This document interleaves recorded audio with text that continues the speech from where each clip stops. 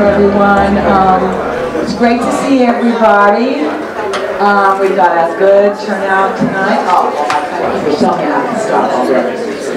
Thank you, everyone, for coming. Let me put my glasses on so I can see what I'm doing.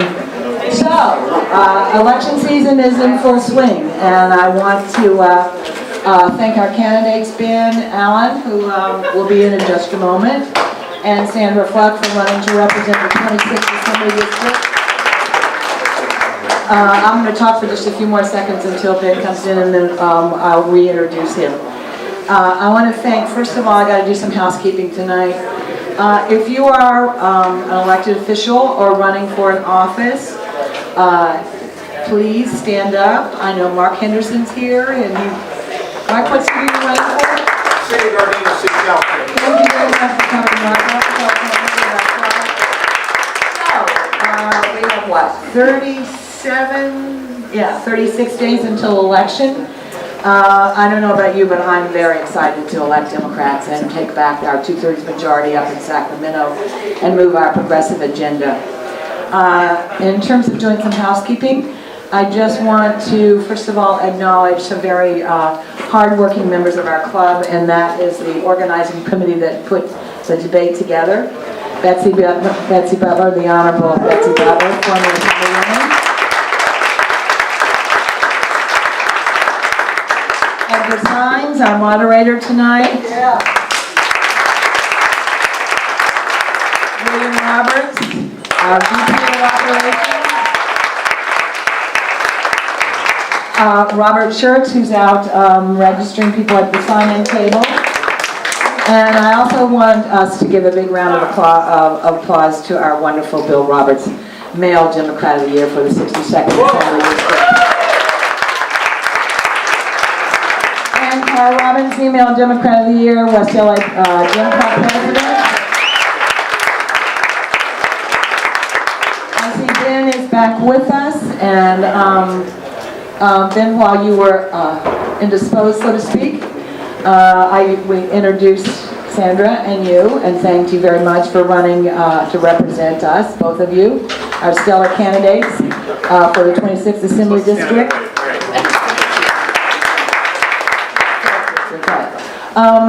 I want to acknowledge our hard-working and dedicated election committee. As many of you know, I'm going to be stepping down as your president, and you're going to be having a new president. The election will be November 12th, and I want to acknowledge Charlene Brax. Charlene, great. Sam Sanford, chair of the election committee. Paul Corey, who could not be here tonight, and also Judy Citron, who couldn't be here tonight. Let me just run down my agenda. Again, I want to thank everyone and all the volunteers who helped put this meeting together. They've done a tremendous job, and we would not be here without all of your support. There's a couple of things I need to do in terms of further housekeeping, and that is I need my bylaws. And let me see, they're outside.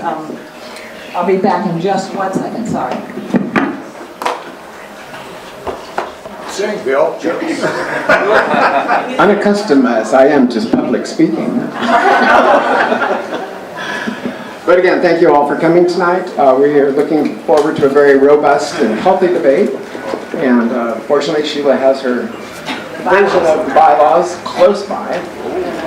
We want to make certain that we have a quorum so that everything is above board. So, Sheila? Thank you.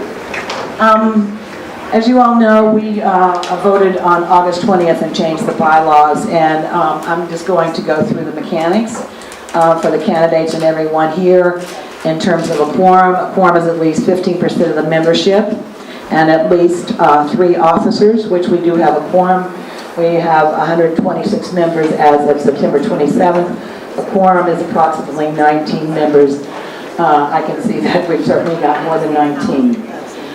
Insofar as endorsements, in the absence of an endorsement by the state or county Democratic committees, the club may endorse Democratic candidates. To win an endorsement, a candidate or a position on a ballot measure The candidates must obtain a favorable vote, at least 60% of the members present and voting. Do you or Ben, do you or Sandra have any questions? No questions? Okay. I don't think there's anything else I need to go over. Insofar as the bylaws and voting and the quorum, I'm going to take this opportunity now to introduce our moderator, Mr. Edgar Symes. If you all remember, he was our moderator also for our 62nd Assembly District forum. So good luck, and here's to an informative and an exciting evening, and at the end we will be voting an endorsement. But I do have one other thing. I have a little present for both of you as members of our club. So, again, I want to thank both of you for being members of the club, and wherever you go, please wear your Westchester-Playa Democratic Club bag, your tote bag, and again, thank you for running to represent us. See what you all could get if you run for office? One of the many perks. Okay, Edgar, it's showtime. Thank you. Very businesslike, Sheila, and it is my name's Edgar Symes, and I am privileged to be asked to be the moderator tonight. I think it is a testament to the vitality and strength of the Democratic Party in this state that we have two such talented runoff candidates in the general election on November 4 for the 26th Senatorial District. I will briefly introduce our candidates and then even more concisely go over the ground rules for today's debate. Sandra has given me permission to pronounce her last name any darn way I choose. You all have that permission as well. So let's take a stab at it. Sandra Fluke is an attorney. She was born in Saxton, Pennsylvania. She's a graduate of Tussey Mountain High School in Pennsylvania. She was educated at Cornell University and Georgetown University. She is 33. She was admitted to the California Bar in 2012, and she placed second in the June 3rd primary with 19.4% of the primary vote. Welcome to Westchester-Playa.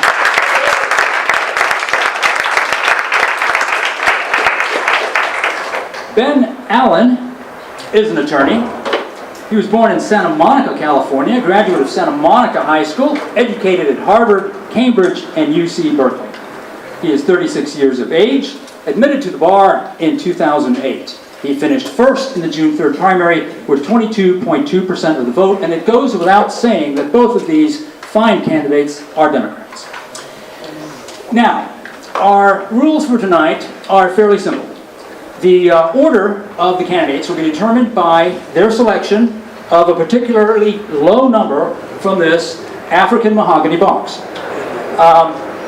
Whoever picks lowest will be the first to answer the first question. We hope to be alternating who answers the questions first throughout the debate. The time periods are fairly short. Each has 1 minute for an opening statement. Each has 1 minute for a closing statement. 90 seconds to answer, let me underscore that, answer questions. And 30 seconds, if they choose, they need not rebut. And each would have a chance to rebut a question. So, shall we get started? And the winner is? Who gets food?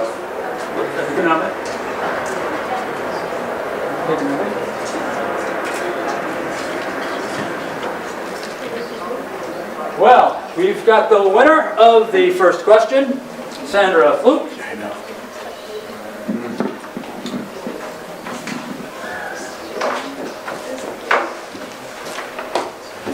Why are you running for this seat? And what? Opening statement. And Opening you know what? Let's go with opening statements. Well, we did this last time too. Goodness gracious. We would love your opening statements. Thank you so much. Thank you everyone for coming out and joining us this evening. Many of you know me well, and I want to say thank you to all of the supporters in the room who came out.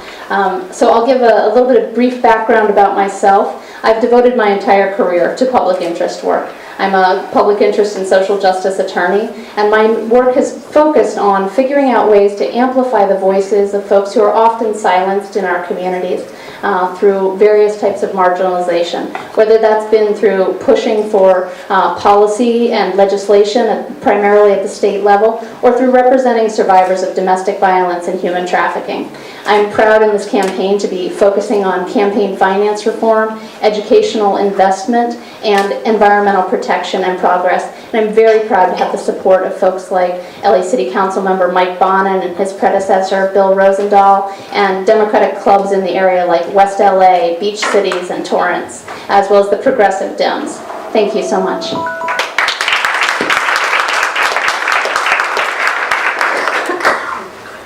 Good evening, everybody, and thank you so much. All right, there we go. Okay, well, good evening, everyone, and thank you so much for being here. I myself am an active member of my own home club in Santa Monica, the Santa Monica Democratic Club. I'm a member here as well. I was born and raised here in this district. I am a two-term member of the Santa Monica Malibu School Board, including having served as president of the board. I teach education, law, and policy at UCLA Law School. I've been doing that for the past 3 years now. I also was a former member of the University of California's Board of Regents when I was a law student at UC Berkeley. I'm someone who has a strong track record of success making government work. I stand for investment in public education, for environmental protection, for upping our transportation game in this city. I've been endorsed by over 10 clubs from all over this district, and people like Zeb Yaroslavsky, and I'm so proud today to announce that Congressman Henry Waxman, has decided to endorse me. So I look forward to a robust debate tonight. Thank you. Thank you both for those statements. So Sandra, if you would answer this question, please. Why are you running to represent the 26th Senate District, and why do you think you would be a better representative than your opponent? Well, as I said in my opening statement, I've devoted my entire career to figuring out how to make sure that our communities and many communities' voices are heard in the government process, that folks who have been silenced time and again actually have a voice in the process. That's why I'm really proud of the kind of legislation that I've helped to pass by making sure that we're taking low-wage workers and every community member into Sacramento to be heard by their legislators. So this is, for me, a way of most effectively continuing the work that I've spent my entire career on. And I believe the state level is where we can really make progress on the types of progressive values that we share. So that's my motivation for running. But frankly, I actually didn't ever really want to run for elected office. I just had so many people asking me and talking about how they really wanted young people's voices, progressive voices, and more women's voices in office that I felt that I needed to honor that request by stepping forward. Because I'm concerned, like many of you are, about the lack of diversity of voices, even here in California. And so that's one of the things I actually want to work on as a legislator, and I've already been working on in my capacity with a number of organizations, training other folks to run.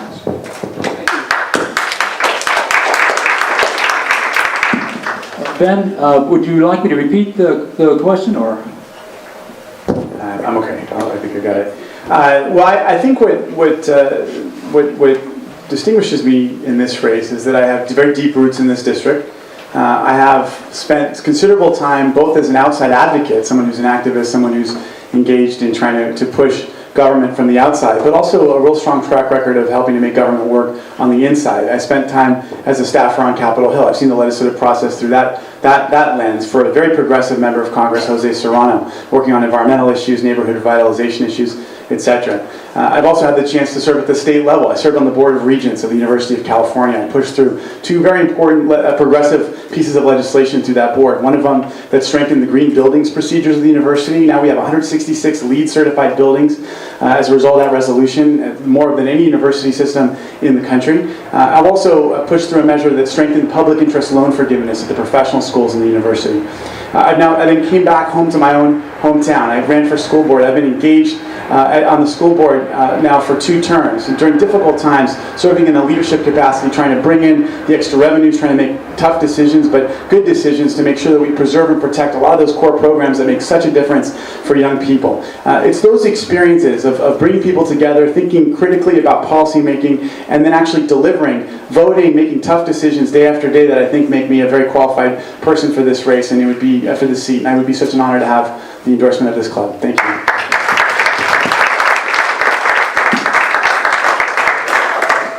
Sandra, would you like an opportunity to rebut? I don't know that it's a rebuttal, I can add. No. I'm not sure that's fair under the circumstances. Very good. The next question is addressed to Ben. If elected, what would be the first bill you carry to improve the quality of life for your constituents? I think I would start getting the ball rolling on trying to figure out a way to get an extension of Proposition 30 onto the 2016 ballot. I really do look at it as an important opportunity for us to carry on an existing tax that will do a lot to bring in the sort of revenue and money necessary to keep preserving and protecting our educational system and all sorts of vital public services, including programs that serve the poor that have been so badly cut back over the past few years. So that would be, I think, one of my a big area of focus for me. Given, and I got to see as a member of the school board how important the passage of Prop 30 was to our bottom line, to our budget, to our ability to preserve and protect key programs and jobs and keep our teachers employed. So that's, I think, what I would focus on first. But I've got a ton of ideas I'd like to work on. I want to work very closely with Fran Pavley, who has endorsed me, and she was the one who wrote AB 32, which is the bill that put California at the front of the conversation on climate change. And I certainly want to work closely with her to keep that ball rolling forward and make sure that we're doing what we can to preserve and protect our environment. I'm very interested in transportation infrastructure projects and doing what we can to move Los Angeles into the 21st century and the League of Civilized Cities when it comes to how we get around. Thank you.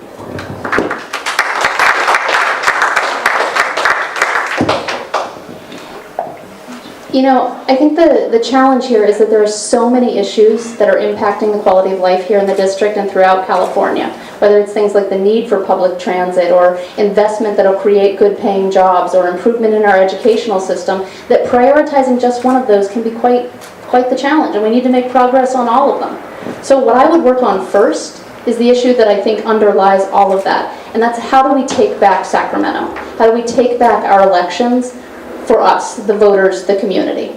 And so I would, first of all, work on campaign finance reform. We know, thank you, we know that we have to work within Citizens United for the time being, but I'm anxious to work with folks like Movi to be able to take money out of politics, but also to figure out ways to draw in the involvement of individual community members to a greater extent. So first of all, I would try to take on the prohibition on public financing for campaigns and put in place a matching small dollar program to give candidates incentives to fund their campaigns the way that I have, by reaching out to folks one at a time for those small dollar contributions. And that's why I'm so proud to be running the campaign that way. It's because I'm demonstrating right now on the ground what I'm going to be practicing in Sacramento as well.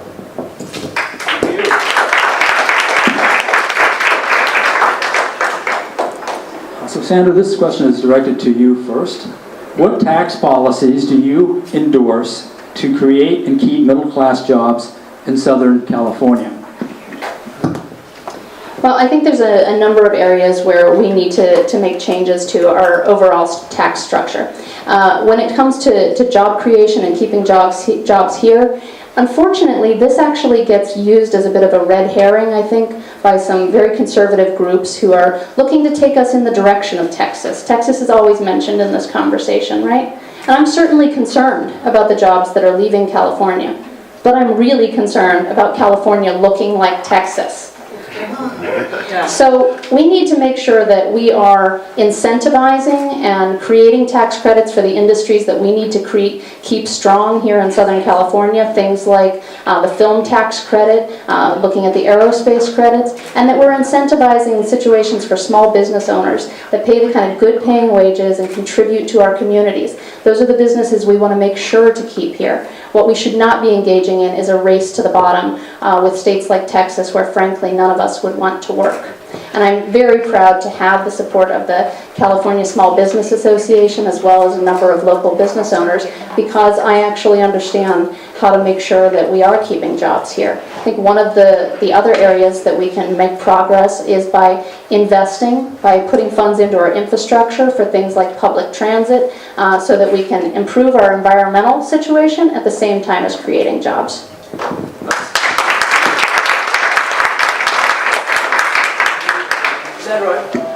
Sandra, if I could ask you to provide some details. You mentioned tax credits for aerospace, tax credits for the film industry. What size tax credits? How would they work? How do you envision that?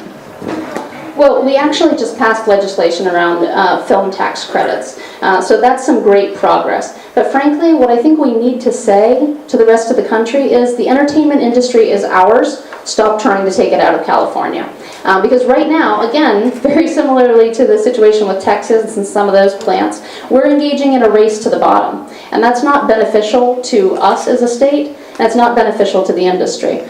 So what I would like to do is say we're going to match whatever other states offer and stop the race to the bottom.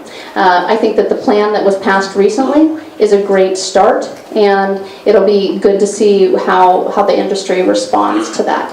But there's aspects of it that should be made more fair, things like the lottery system, as well as a number of other aspects of the program. Ben, your turn about the tax policies and how you would adjust tax policies to keep good-paying middle-class jobs in Southern California.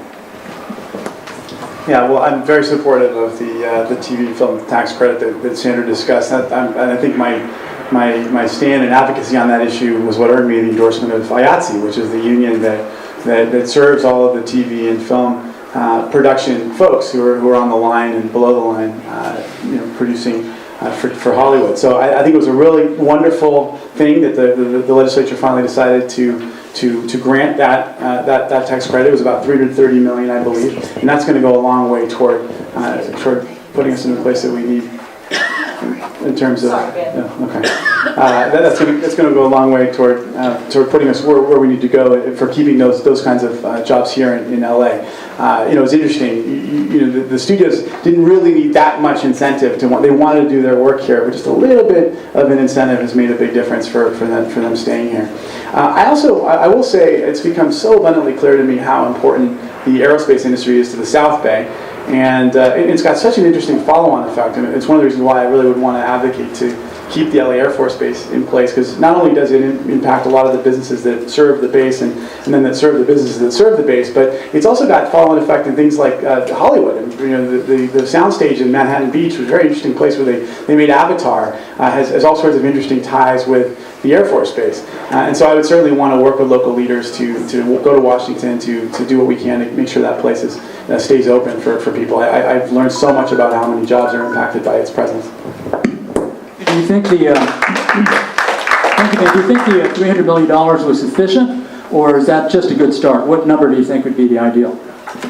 I think most of us in this area were hoping that it would be more like $400 million, but I think it's going to go a long way toward putting us in the right place. At the end of the day, it's always a balance, and it was very interesting watching the whole debate over the Tesla battery factory. Nevada ended up throwing $1.2 billion at that project, and at some point it just became, it was worth it. It was worth it more to Nevada than it was to us because of the difference in our two economies. We only offer about $550 million, and that just wasn't. We weren't willing to go any higher than that. So I think there's always a balance to strike here. You don't want to. Too many incentives end up kind of making everyone else lose out unfairly. And at the end of the day, every time we put in place those incentives, that's lost revenues to the state. And we've got a lot of programs and important things to pay for out of the state budget. So, I would have preferred $400 million, but I think 330 is going to do substantially what we were looking to do out of that bill.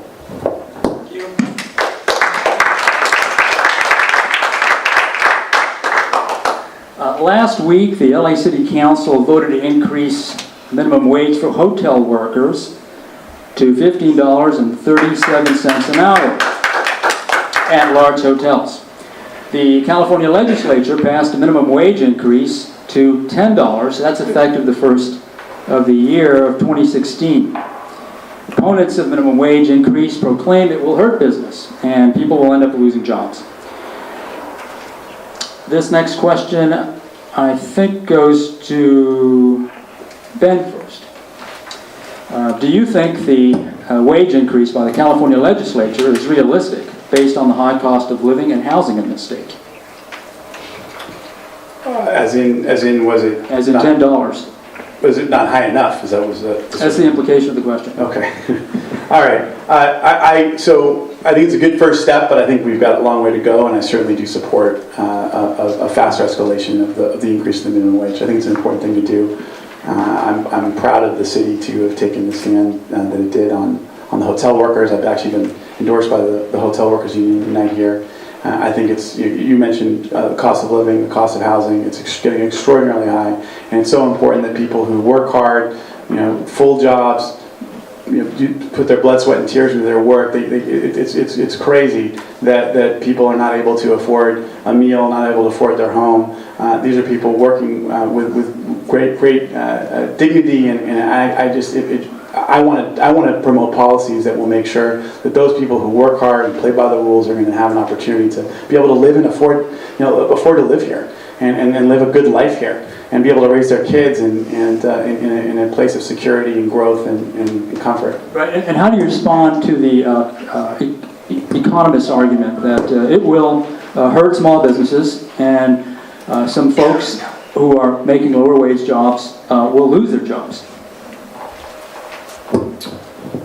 Well, I think that in the end of the day, it's one of the reasons why you do it gradually. You allow businesses to plan. I think one of the big concerns that's always out there for business is just making sure that they can predict down the line. People, businesses are. I think that the biggest concern you hear out of business over and over again, it's not even the regulation; it's the unpredictability. And so folks want to be able to know what their bottom line is going to look like. They can then make decisions. They can make investment decisions, and they can plan out as they go forward.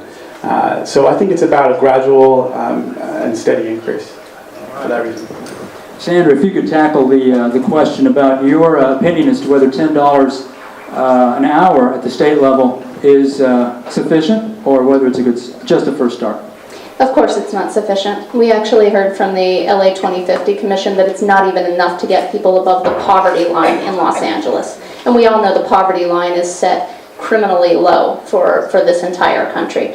So we have to get to a living wage, and we've got to get there in a thoughtful and specific manner. I certainly am in favor of moving gradually, but we have to move fast enough that we're actually getting people to a living wage. I certainly hear the concerns about small business owners, and I think there's room for making sure that we have different kinds of policies for small business versus gigantic corporations. They're just different in how they operate their businesses. But what often gets left out of this conversation is the circumstances we're dealing with now. We think a lot about the fact that there are workers who are working 2 jobs to try to put food on the table to be able to feed their families, but they're often